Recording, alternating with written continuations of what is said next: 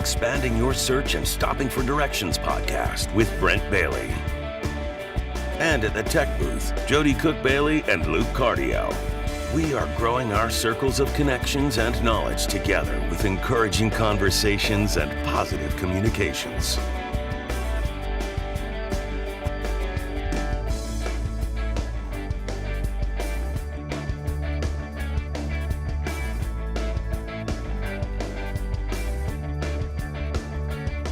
And now, Brent Bailey. It is the last day of September 2020, and welcome everybody to Expanding Your Search and Stopping for Directions. Some folks would consider September 30th to be probably the most boring day on the calendar. We were trying to find things to talk about today, and there's really not a lot going on, but I guess it's because everything happened last night. Oh my goodness. So anyway, we got a great show planned for you today. I'm joined over at the tech booth by Jody and Luke, and let's get this party started, shall we? Good afternoon, guys. How we doing over there today? Everybody good? We're doing good. I'm awake. You barely. Did you do anything last night? No. Actually? Oh my gosh. No. It's like, that was like, What happened last night? You know, it's literally all the internet can talk about. I know. It is. Last night was absolutely one of the craziest things I've ever seen in my life. It was just an absolute train wreck. And I don't even care Picture who the meme. I think that meme really captured it perfectly. The one that I posted last night. If you follow me on social media, I posted a train wrecking off of I meant the one I sent you. Oh, yeah. Oh my gosh, it's hilarious. Yeah, Luke all the memes, I laughed. Sent a meme today of Bernie Sanders running into the ring with a chair as Trump and Biden are in the ring, and says, "Wait, what's this? Oh my God, Bernie Sanders is coming in." You know, that would have actually been great. Of course, we're talking about the presidential debate last night, and we have a great guest on today to offer some commentary for that, and he'll be out here in just a few minutes. We're going to bring him out, and I think you're in for a real treat today.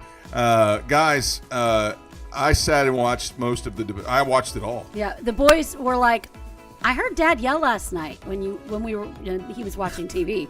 Yeah, and I didn't even yell like in disgust. I was like, "Shut up, both of you, shut up! Just be quiet." And then I yelled at Chris Wallace. I was, "Be quiet!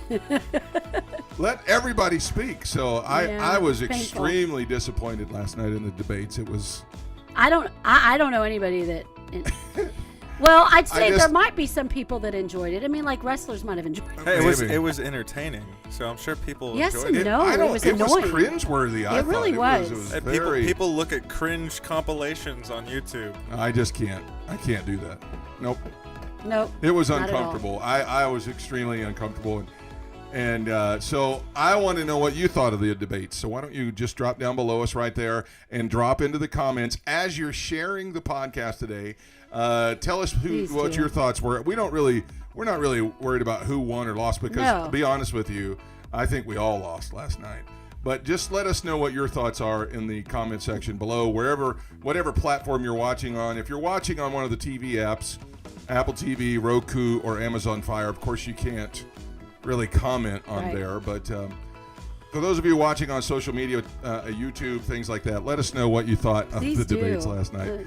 And give us your rundown. Yeah, no matter what side anybody is on, we all shared the same opinion. It was. I think this is one thing that the whole country is united on. It was a absolute train wreck last night. So let's move on. Let's move on to more interesting and fun things to talk about because we'll probably talk a little bit more about the debate a little bit later on in the show. I saw on there's quite a few things going on. This is coming across. Started off as one of the most boring days of the year. Right. There was very little. There's very little celebrity birthdays. I think T-Pain's birthday is today. Okay. Really, everybody else was the people celebrity know, birthdays. yeah. It was TikTok people. Yeah. I'm not celebrating TikTok stars. Our kids might know. I'm just actually not, Luke may know some. No, I don't have TikTok. YouTube stars. That's a stretch, but I'm not gonna. I'm more of a YouTube person. So I will say this before we get into what day it is. Jody decided that we were all going to have a little toast today. Yes. Because when we woke up today in Florida, it was like 60 degrees. Yeah. So fall is here Woohoo! in Florida. Even though as we're doing this with the apple cider, it's almost 80 degrees. It is. That's why it's cold. Well, it's not quite cold. It's room temperature cider. It's room temperature. It's not warm. No, it's because not a cinnamon stick. But the reason that we're doing it, it's unleaded. Let's make sure it is unleaded. Yes, so we're toasting. We're working. So okay. What are we talking? But the thing is, it is National Mold Cider Day, not MOLD cider. Explain. So it's something you heat it up, and it's too warm here to heat it up at the moment. Just set it outside. So, but it's got like different spices and cinnamon and stuff in it, and you let it. Mulling is putting it in a pan or and just letting the spices seep into the cider and. So if you're watching or listening to us wherever you are, get your cider. Get your cider out. Little toast to fall being in the air, even though in Florida it doesn't exist. Yeah. We got like 3 weeks. We do. Maybe 2. But it was exciting because honestly. Yeah, and I did buy a pumpkin spice, not apple. Candle to create the ambiance. But honestly, even on the coldest days here, when it's like 30 degrees in the morning, right. By 10 o'clock it's 65 or 70. Yeah, it's great. We don't have really cold days here. No, we don't. Once the sun's up, it's just not cold anymore. Yeah. So. Today's also National Women's Health and Fitness Day. And I went walking. Is that why you got up and did I was that? like, okay. It's time. Let's do it. All right. And it was a nice walk. I try and get my 2 miles in I try and get it every day. Yeah. And I'm at the point where I'm at least jogging half of it. Yeah. So. But you're not. But I'm not a woman. So. What am I talking about then? Who knows? We're talking about me and trying to be fit. All right. So what else is going on today? There's one that I don't like, so I'm not gonna mention it. Why? I don't like. Well, gum. you already did mention it. Oh, it's chewing gum day. I'll do it. Today is National Chewing Gum Day, and I don't like gum. Oh, I hate it. Tell the story why, though, so Jody. When I was in junior high, little story. It's not cute. It's gross. It is cute. When I was in junior high, I was out in the. I don't think you call it playground. I don't know where it was. Playground. Lunchtime, Still whatever. works, yeah. And I went and sat down. I remember I had jeans on. I sat in a wad of gum, and to this day, it makes me want to. I just can't. It makes you want to throw up. Makes you cringe. It really makes me cringe. And then so you don't even like to chew it? I don't know, and I don't like to hear people chewing it. And then so that means I drive her crazy because I chew gum all the time. You do. So thankfully, Preston, I got gum. Preston on my side, but Peyton's not. No. Peyton is a gum chewer. So what's your favorite gum? There's your question of the day. Down below, is it the good old Wrigley's, Double Mint, Spearmint, Juicy Fruit, or is it bubble gum? And if it is, what kind? Right. Anybody remember the certain kind of bubble gum from your childhood? Hubba Bubba. Hubba Bubba, yes, Bubblicious. The type you still buy. Super Bubble, which is and the individually wrapped ones. Before that incident, the only problem with those is it disappears instantly. As soon as you put it in, a minute, 2 minutes, you have no flavor. So you have to add more, and by the time it's over with, you have this big chaw of chewing gum out on the side. So yeah. But anyway, yeah, it's a good day. National Chewing Gum Day. All right, what else? National Love People Day. What a fitting day today is. It sure is. Oh, my gosh, this National Day on a day after last night. Man, we need to have a day like that. Yeah. It is National Love People Day. Yes. Yeah, love your neighbor as yourself. Where does that come from? Yeah, it's familiar. It's a good question. Where have I heard that before? Did you make that up? No. No, I didn't make it up. All right. Well, one of the things that we've been trying to try to give good information on the show for folks. Parents, a lot of parents are planning on purchasing a new Xbox or PlayStation for their kid for the summer or for the summer. For Christmas. Christmas. Good Lord. It's really hard to tell. Florida's getting it to me. In Christmas time, it's supposed to be released, both the Xbox and the PlayStation at the end of November. of course, into the holiday season, it'll be the gift to get. Right. Some people, and correct me if I'm wrong, Luke, because you're the one that found this, have been purchasing what they thought was the new Xbox X. Xbox Series X. Yeah, the Xbox X, yeah. And so Microsoft released an Xbox One X. Correct. And it's several years old. Yeah, so it's the current version. Xbox One X. Xbox One X. The new model is just going to be called Xbox X. Series X. Yeah, or S. Xbox S, which is all digital. And so people have been buying this Xbox One X in droves. Yeah, because they thought it was the other one. They thought it was the new one. Because, and there's so much sellouts and shortages and things like that. So parents, little tip, if you're going to order, make sure you're not ordering the Xbox One X, but that you're ordering the Xbox Series X. Yeah. Little tip for you. Yeah. I would be so livid. Yeah. Oh, man, I would be. And hopefully Microsoft's doing the right thing and allowing them to return them. Oh, Oh, yeah. I hope Hopefully. So That's anyway. crazy. Anyway. All right. Today on the program, we are so privileged and so honored to have with us someone who has a lot to say about what happened last night in the debates. The debates were, of course, for the President of the United States, and I want you to please welcome to the show today a real honor, a real privilege to have with us. He actually needs no introduction. I'm just gonna bring him on. Ladies and gentlemen, please welcome. There he is. Hello, Mr. President. How are you, sir? It's so good to have you with us today. I'm doing good. When I see the way you're dressed, I realize I put on my coat for nothing. I'm sure there's a good reason somewhere for you to have put your coat on. I could have just stayed in my jeans. and no shoes. First of all, how have you been? Have you been maintaining through all of this? Well, let me paint you a picture. What I do in my retired state is paint. And so you've been doing a lot of that. I guess you've been. Has it been closed down there in Crawford, and you just kind of? Oh, absolutely. We're painting a new series of today's modern heroes. I'm currently working on Kellyanne Conway. All right. Is it a stick figure or is it the real deal?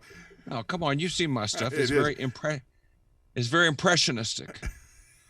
Impressionistic. Well, folks, this is I'm so really pleased to have on the program today. This is John Morgan. He is one of the, if not the guy when it comes to impersonating President Bush. And I know that you were featured so many places on national television, conferences around the world.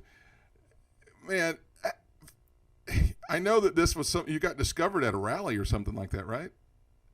Right. I was helping set up chairs for one of W's appearances in Florida, and one of his full-time staffers was the first one to look at me and say, "Man, you look a lot like W."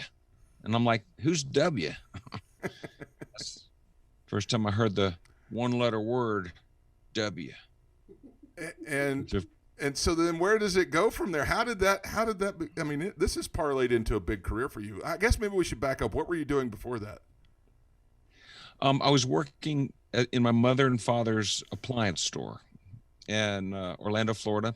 They had a mom and pop new and used appliances. We sold them, bought them. It was very low key, Is it still there? Yeah. Still in operation. We'll have to go down and check that out. Yeah, it's right on Church Street, in between the soccer stadium and the football stadium. Okay, all right. For those of you in Orlando looking for a good place to buy appliances, so continue. You were doing that, and you get discovered, and how does it go from there? Well, let me just back up a little. Okay. I was a very burned out sinner at the ripe young age of 18 and gave my life to Christ. And what a difference that was to me. I was already a songwriter, so I became a Christian songwriter, singer-songwriter, and wanted to bless the world with song. And the problem was I had no business sense. And so even though I blessed people when I would show up, I didn't have enough gigs to really make a living. And somewhere during that season, I met and fell in love and married my beautiful bride, Kathy, who has now been my wife of 38 years and counting. And after I was starving her and the kids for a couple of years, my pastor at the time advised me to go back and get a real job. So I crawled back to my dad, who, when I left, I said, I'll never work here again.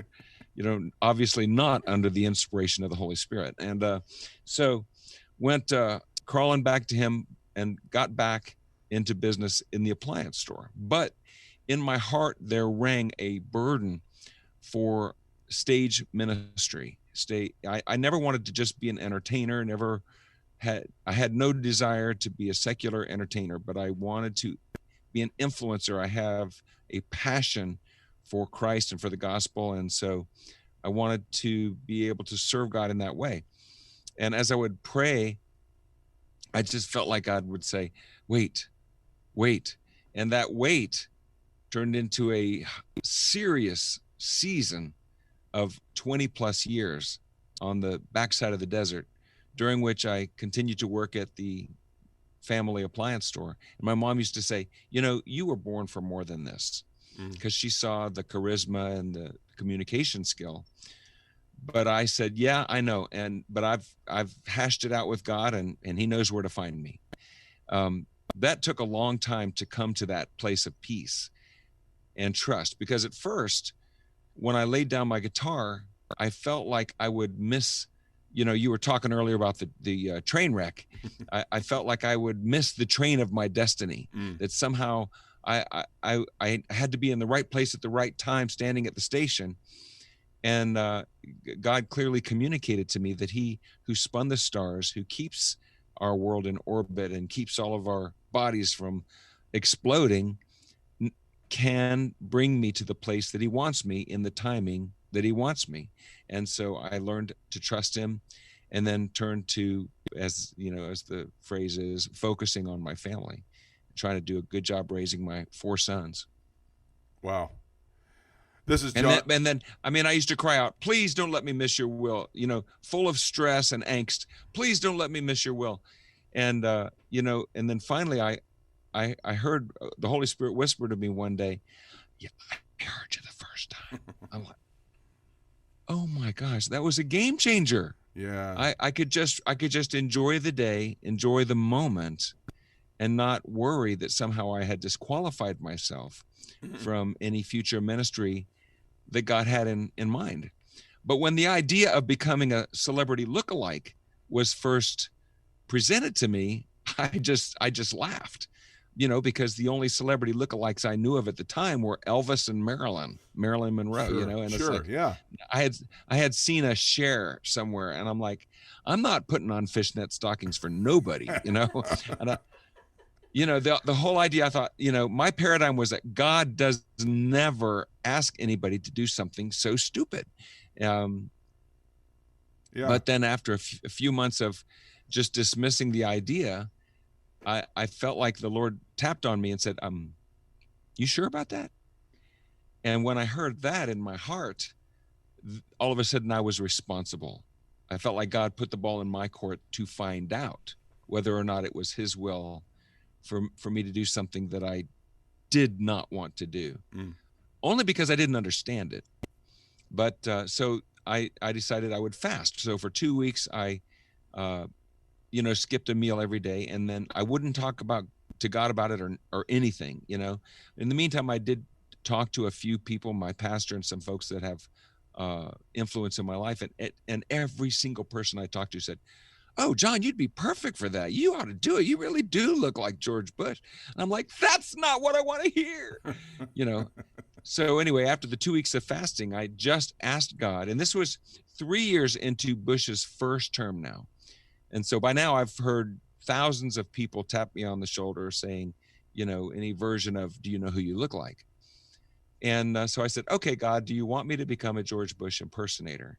And his voice to me, Brent, was so clear that it was as though he were speaking to me audibly. Wow. It wasn't audible, but it was absolutely crystal clear in my heart. He said, yes, and you'll be doing it for 5 years. Well, I quickly did the math, and I told my wife, I said, God just told me George Bush is going to get reelected. Because otherwise the 5 years doesn't make any sense. Sure, right. I was 3 years into his first term. And so immediately when I heard that, I said, okay, Lord, I'm in. I don't get it. I don't understand it. But you, I trust. I don't trust myself, but I trust you.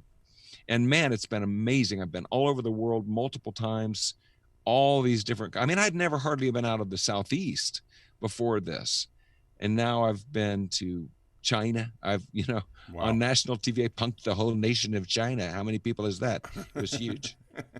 This is John Morgan. He is a George Bush impersonator and look-alike, and has established a great career doing it.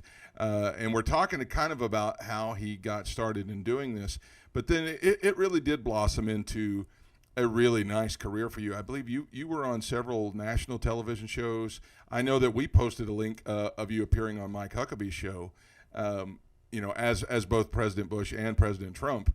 And we'll get to President Trump in a minute, but you were on a lot of other pretty much run-of-the-mill big-time shows.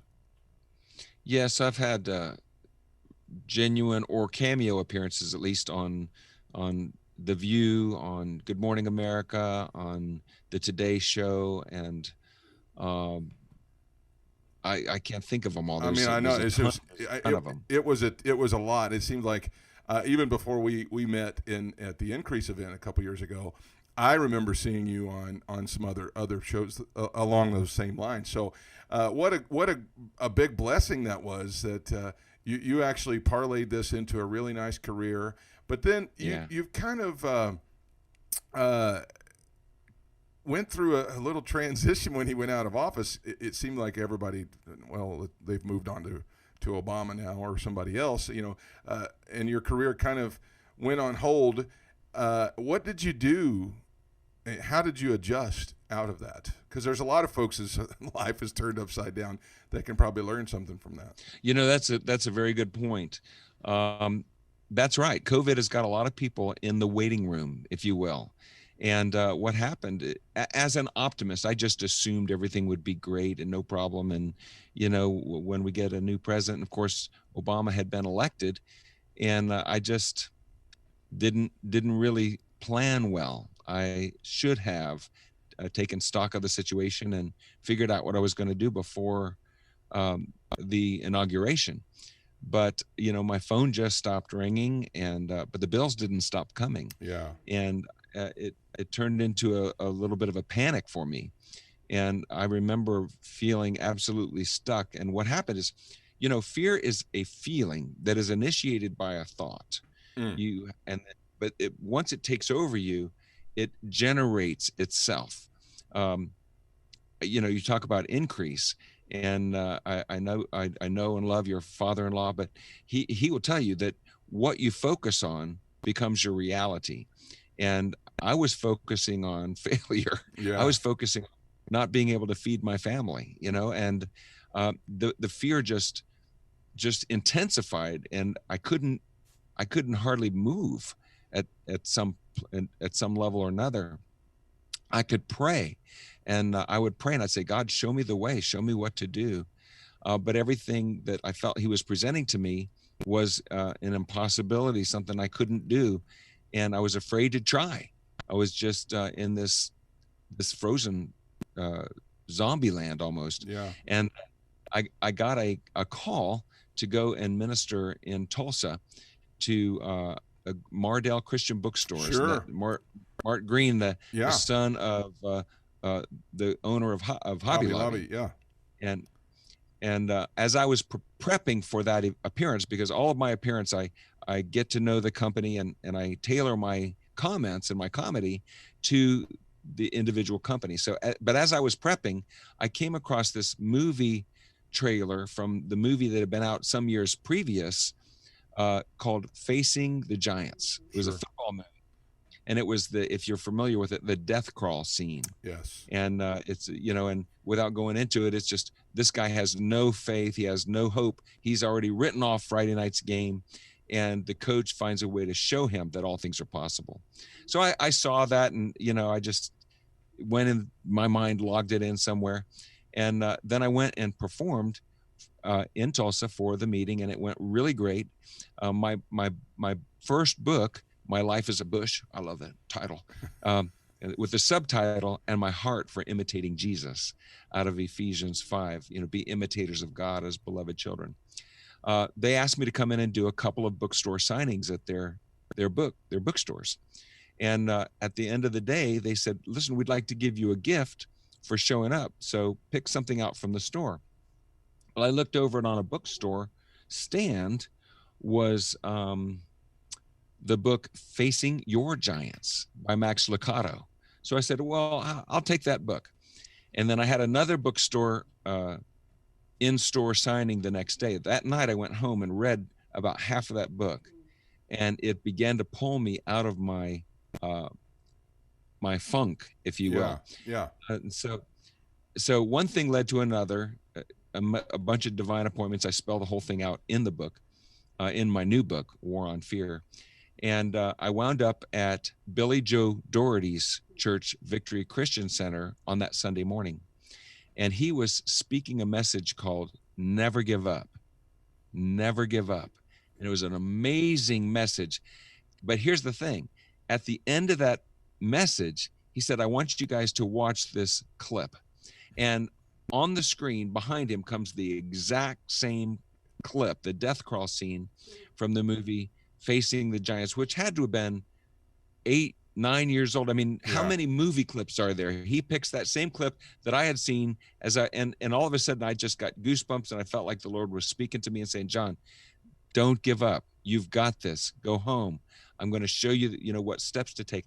And, and I went home and learned how to reach out to businesses. I learned how to change and adapt to a new climate, to a new marketing scenario. Yeah. And I've been able to continue a full-time career from that day until this.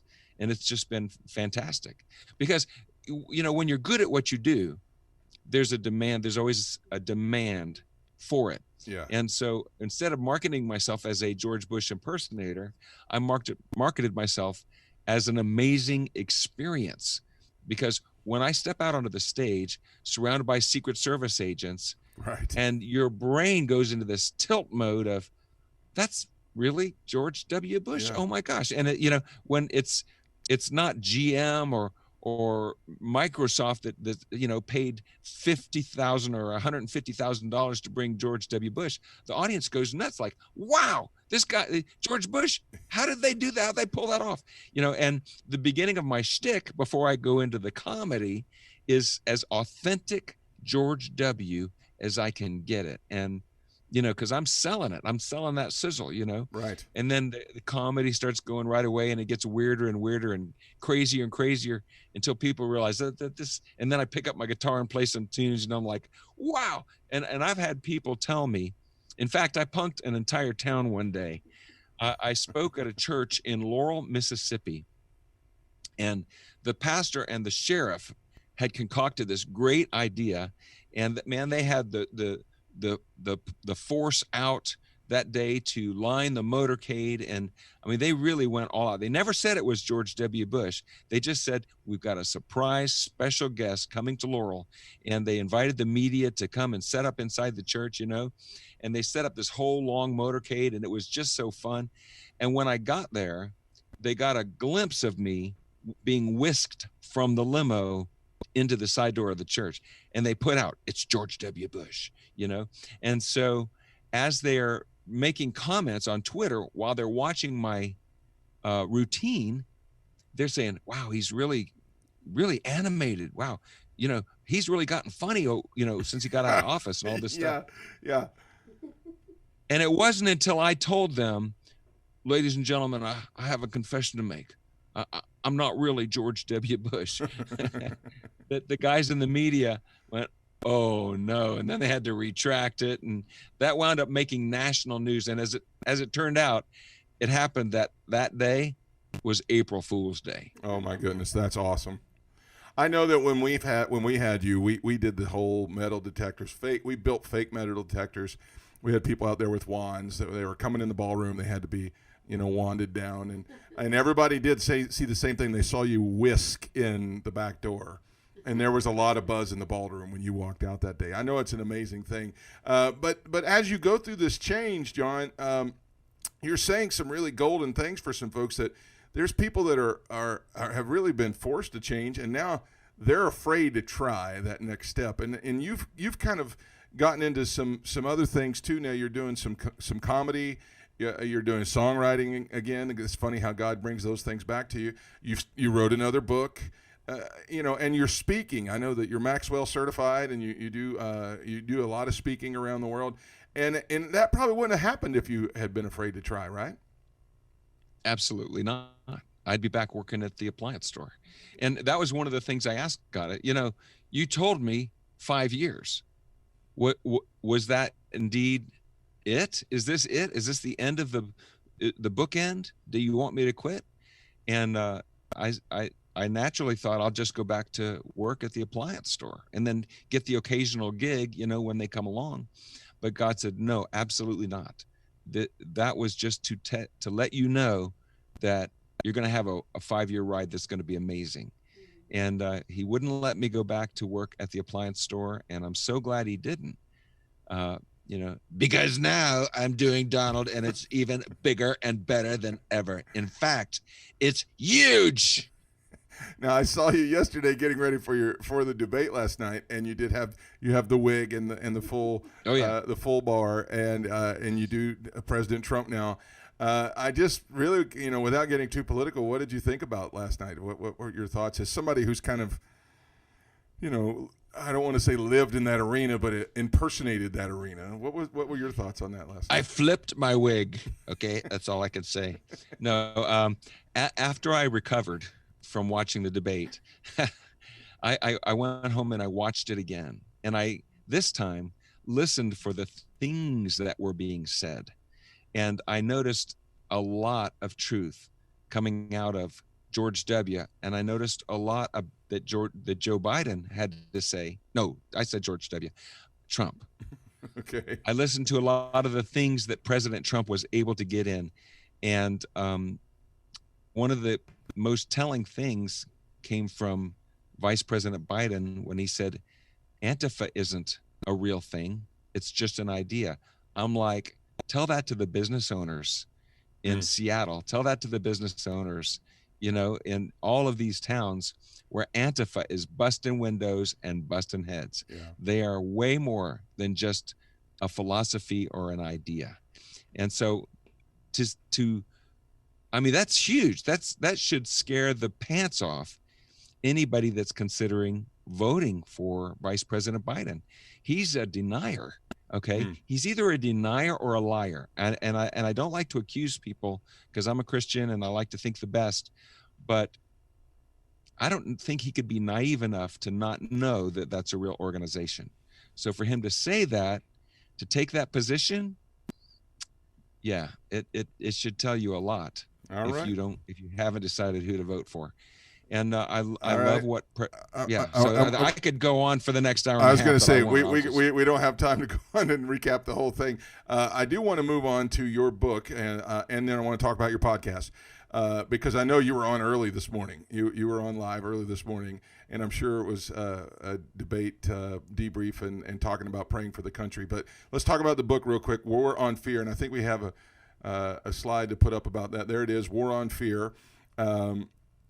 With the foreword by Alan Robertson, one of the Robertson brothers from Duck Dynasty. Tell us a little bit about this book and what led you to write it. Was what you were going through? Sure. No, I was at church one day. I mentioned already that I'm an optimist. Let me also mention that I believe that we can live the life of a New Testament saint as is demonstrated in the book of Acts. I believe that we can see miracles through our lives. And I have seen a few, prayed for people and seen some remarkable things happen. One day I was at church and I was in the middle of a worship song. I believe it was "In Christ, the solid rock I stand, all other ground is sinking sand." And suddenly I got frustrated, maybe even a little angry. I'm not sure, those are two different things, at the difference between my life and the life I read in the pages of Scripture. And I said, Lord, what is it that is holding me back? I wasn't talking about the whole church, it's just me. And the Lord spoke a clear word to me in that moment. He said, unbelief. And so right there out loud in the middle of a worship service at my church, I shouted almost, I declare war on unbelief. And I meant it. And it was almost like I felt the atmosphere sizzle around me. It was like I entered a new reality. And from that day to this, I've been at war with unbelief. Well, a few months later, I was alone at my home. Everybody else was gone. And I felt like God said, fear is unbelief's evil twin sister. And so I instantly shouted, this time alone at home, at the top of my lungs, I declare war on fear. And as soon as I said that, I felt God say, I am behind you. I am with you. You are a warrior in the battle against fear. And I have begun to think that it's not just me, that I am called to lead a war against fear, because the church must resemble Christ in his authority and in his mission to do battle against the kingdom of darkness. And in order to accomplish that, we can't be just cowering in fear. And as I say in the introduction of the book, we are often held in a prison of fear, and faith and love are the antidote. And it's all, spelled out very clearly, and in a, I might add, comedic and fun to read way in the book War on Fear. So you get set free from fear and have fun doing it. All right. Now, if you'd like to get a copy of John's book, it is available on his website, johncmorgan.com. It's also available on Amazon, so you can pick those up there. Now, let's talk about your podcast, The John Morgan Show. I know I was up this morning and the kids were getting ready, and I saw that you were on live, and that was like 7 o'clock in the morning or something like that. Is your show on every when you're on? Is it always on? Because I've caught you in the afternoons before too. I have a Facebook Live show at 5, live at 5 every day, and I started that when President Trump was doing his 5 o'clock briefings on the coronavirus. I thought, well, everybody's on watching Trump at 5. I'll just see if I can get some of those folks to come over and watch the morgue. And his show would be on at 5:30. So mine, I was thinking of as kind of a pre-show to President Trump's debriefings or briefings, whatever you want to call them. And so I started that. I'm at 109 shows. Today will be 110. Congratulations. Thank you.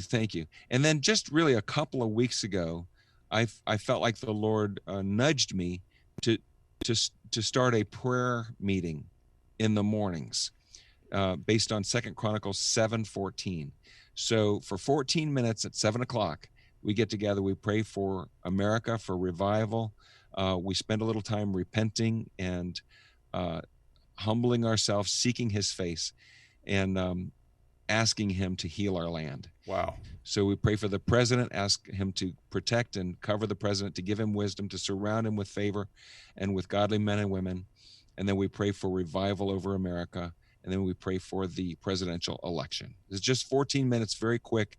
And people are enjoying it. That is a very nifty tie-in there. S2.17 at 7 o'clock in the morning for 14 minutes. Excellent. Great. That's awesome. This is John Morgan. He is a comedian, speaker, author, President Bush and President Trump impersonator. And real quick, before we let you go, before the show started today, we usually have a countdown music playing, and today we featured your song that you did called "My Brother and Me," and it is really a nice song. It's a great song about praying for the health and the healing of our nation, but not just for ourselves, for also the people that are there with us. And you got Phil Keggy to do some of the instrumental playing on there with you. Great song. Tell us about it.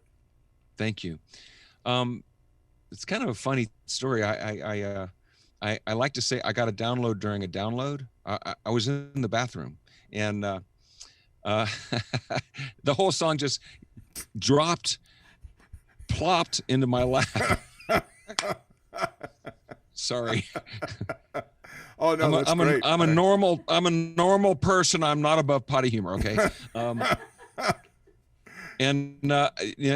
I tell people I wrote the whole song in 5 minutes because I'm a slow typist. I mean, the entire thing came as a nugget to my soul, and I think I might have changed 2 words in the whole song just as it came to me, and so yeah, that's the song. And I didn't stop to think. I didn't stop to evaluate. I just typed. That's awesome. And then you got Phil Keggy to be to play on it. And if those of you who are unfamiliar with Phil Keggy, what rock are you living under? But Phil Keggy is probably considered one of the greatest guitarists in America or in the world. And he's a Christian believer and has had multi-year career of probably 60 albums or so. Yeah, I was going to say he's been around for a long time. So he's playing on there with you, and you're in the process of putting that together as an EP to be released, and whenever that comes out, we'll actually pass along to our listeners how they can get a copy of it. So, John, man, I'm so appreciative of the time that you took to be with us today. Anytime you want to come back to talk about any projects you got going on, you're going to be somewhere. I know you got some stuff planned for 9-10 months away, but whenever that we get to that point, just consider this an open invitation to come back on and talk about that, because I know you shared it with me. We're going to hold it to before we share it with everybody else. I thought it was pretty cool and a very big deal because I follow that we were talking about. So you have an open invitation, my friend, to come back anytime and talk about your projects or anything else you want to talk about. Appreciate that, Brent. All right. You can let folks know that the show is it's on Facebook, and my handle is Bush Guy. Yeah, we were going to put that up right now. Let's go ahead and throw that up there for him right there. On Twitter, he's at Bush Guy. On Facebook, it's John C. Morgan. On Instagram, it's Donald Trump Impersonator. And there it is, LinkedIn, John C. Morgan, and YouTube, Mr. John C. Morgan.